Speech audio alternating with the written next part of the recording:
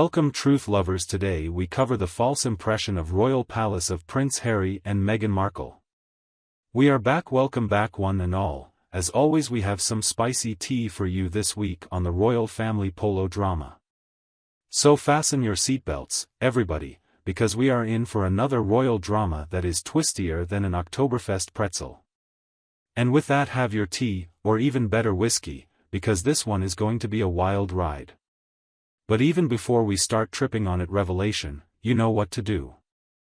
Drop a subscribe and notification is greasy, and you won't ever want to miss a thing we have planned, or even overheard. Panic mode Meghan, right? Bye.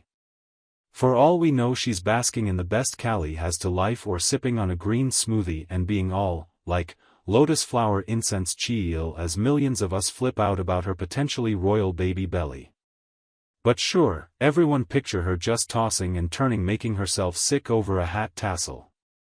Makes perfect sense, right? And can we fucking discuss this bogus Meghan still has a mole in the form of Eugenie? Sounds like a James Bond flick.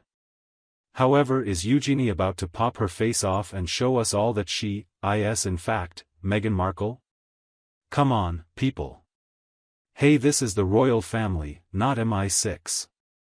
Their biggest invasion is to discover who eat the last biscuit from a tea. With that out of the way, let's move into things a bit. Readers are on tenterhooks. This wronged woman is Meghan, Duchess of Sussex. It is amazing to the lengths that people will go to dissect every move made by Harry and Meghan as though it was a Hollywood script.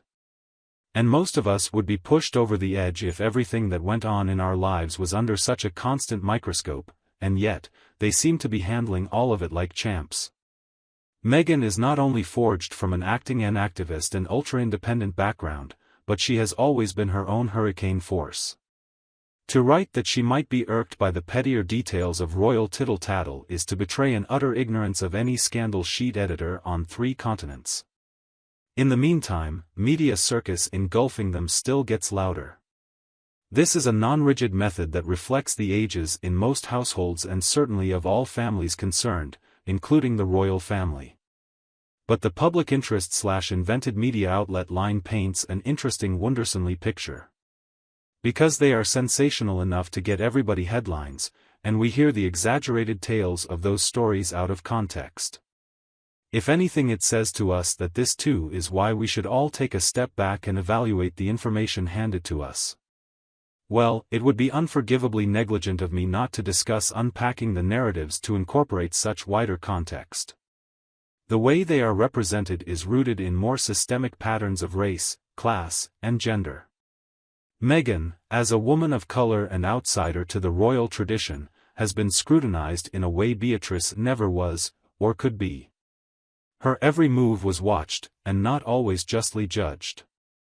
This tale is more than just royal drama. It represents ingrained societal biases. Therefore, to continue through and down this rabbit hole narrative, let us be mindful of who is telling us what exactly about what and for what. Remember, this ends as sensational is not a personal story, these are actual people with experiences and stories of their own. Nobody takes any longer, they just read the remove of a sweet news article. Besides, it harms us too. Gary Smith. But locking up Eugenie, come on. For what? Friends with her cousin? You got a badge last time, at neckline with the cuff. If so, half of Alabama would be in jail. Sorry, Alabama. Low-hanging fruit, I know. Honestly, though, punishing a nice family gesture is ludicrous. So, who better to get down to the nitty-gritty than our body language expert Judy James? Royal love-wise, she may have nailed the denim on denim by a mere hat tassel adjustment. Sherlock Holmes is turning in his grave. Elementary, my dear Watson. The prince got his hands on the hat, and family feuding ceased. I mean, really, but fine, serve her for a second. Judy says William playfully pulled Eugenie's hat tassel, and just like that they are BFFs. Really? What's next? Will Charles boop someone on the nose and solve Brexit? Will Kate high-five Camilla or something and then solve the NHS crisis?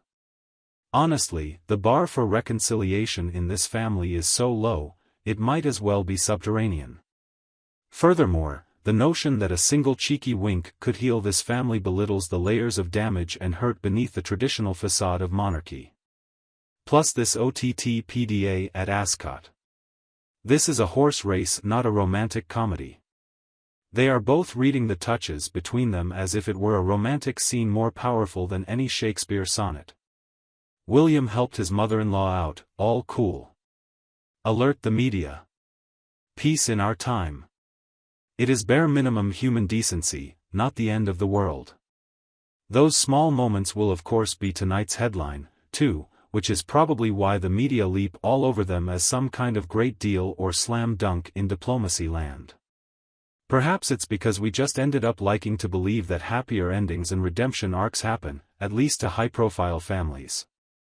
It is also a reminder that these are glorified snapshots and not reflective of every day, rather, they have been put together for the public eye. They do not replicate the tangled mess of electrical cords and power strips in most people's homes. Moreover, feeling watched and judged every time they walk can be exhausting. They are human after all as well. Little exchanges are never supposed to meet an unachievable ideal and no one should expect it to. But ultimately, as much fun as it is to theorize and nitpick, come on folks, let's not get too carried away here. As powerful as the gestures are, they don't solve underlying problems.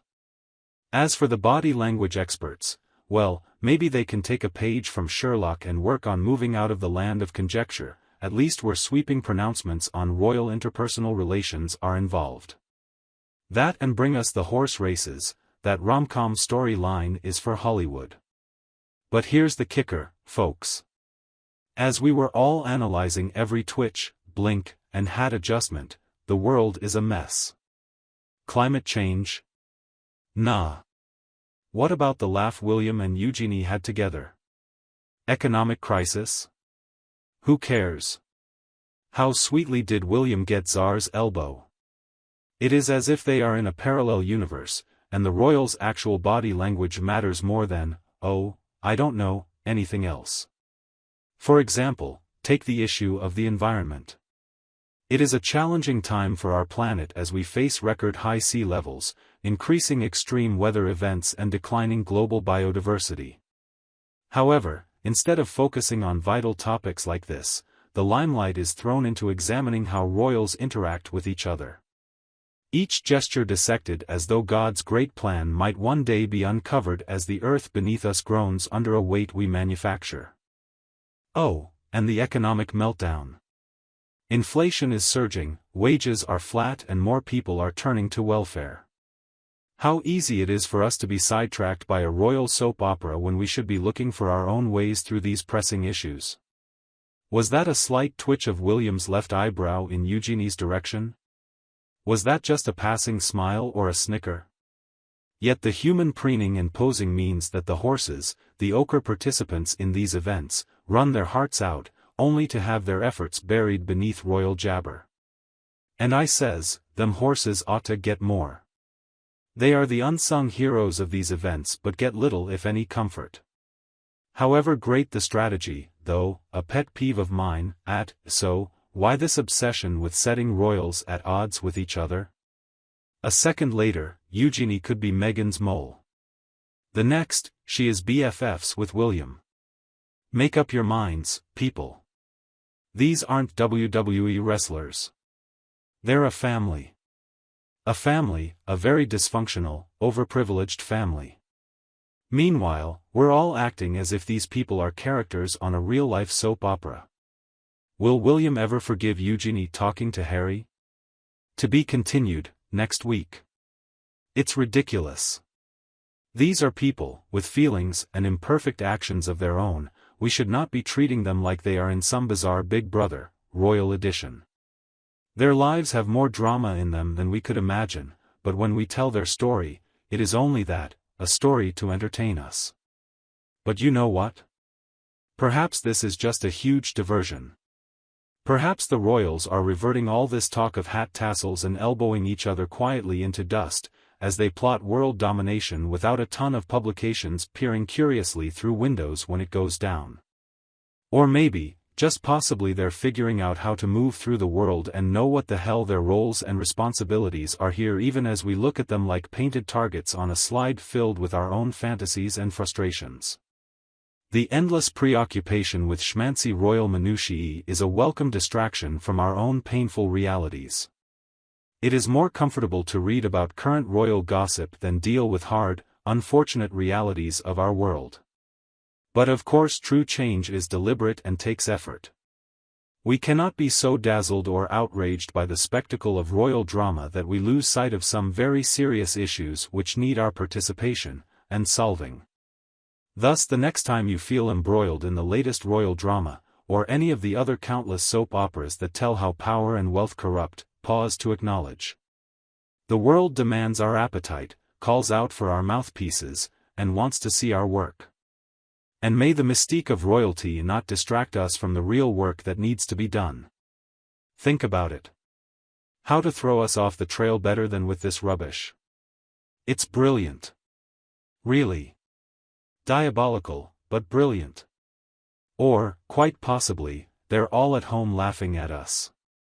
Image caption the scene: William, Kate, Harry, Meghan, Eugenie, all of them crowding round an enormous screen watching us lose our minds over this drivel.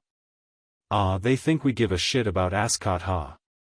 And they bought it all, again with the hat tassel doing. It's not impossible, folks. So what does all this really mean, in the end? Absolutely nothing. Oh, just another day in the mad world of royalty watching. We are merely clowns in this big top, my friends, gyrating to the tune of tabloid heads and gestures experts. Even a seemingly offhand remark instantaneously becomes the most intensely analyzed and examined news of the day, turned into such living, breathing creatures that it makes their human personas unrecognizable. Look, did Harry really mean that? Why that color on Meghan? What do Kate's shoes say about her? This is about when we get stuck in an endless cycle of hot takes and meta-analyses, believing that we're figuring out grand arcane mysteries when all we're doing is going round and round on a hamster wheel. But here's my suggestion: the next time you read a headline about royal soap opera, take a deep breath, put your device away and go outside to do literally anything else. Pet a dog, open a book, learn to juggle. Literally anything is more productive than that time you spend trying to analyze the code in William's hat approach. Keep in mind that these folks are literally living, and best believe we only see an immaculately orchestrated show used to amuse ourselves. Also, Meghan, if you are reading this, whom am I kidding? The bars that Eugenie is most probably ever going to see are the ones at the next royal garden party. And William, maybe just say hi like a regular person and keep your hands off the hat tassels next time. Might spare us a great deal of bother. We have always been obsessed with royalty, right from the time of Shakespeare to this new digital age. Between social media and the 24-hour news cycle, our appetite for prurient details inflates even minor events into the stealing of a baby. However, it is important to remember that these are human beings with real feelings and lives outside the palace walls. What do you guys think about that? Let me know in the comments what you think. In the meantime, watch for even more shocking stories and scandalous reports here on our YouTube channel. Be sure to like, share and subscribe in order to stay up to date with the latest from the royal family. Thanks for watching. Join us next time with news on the royals. Bye for now.